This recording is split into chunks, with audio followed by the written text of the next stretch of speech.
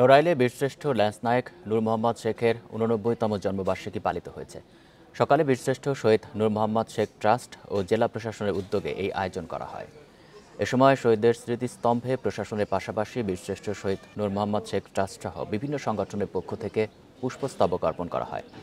পরে জেলা পুলিশের পক্ষ থেকে গার্ড অফ অনার প্রদান করা হয়। এছাড়া বীরশ্রেষ্ঠ শহীদ নূর মোহাম্মদ শেখ ট্রাস্টের আয়োজনে গ্রন্থাগার ও স্মৃতির জাদুঘর মিলনায়তনে আলোচনা সভা অনুষ্ঠিত হয়।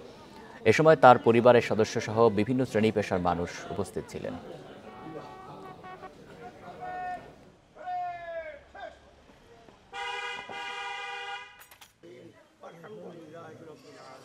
সবাই একটু আমাদেরকে মেহমানদের এবং উপস্থিত আছেন আজকের অনুষ্ঠানে।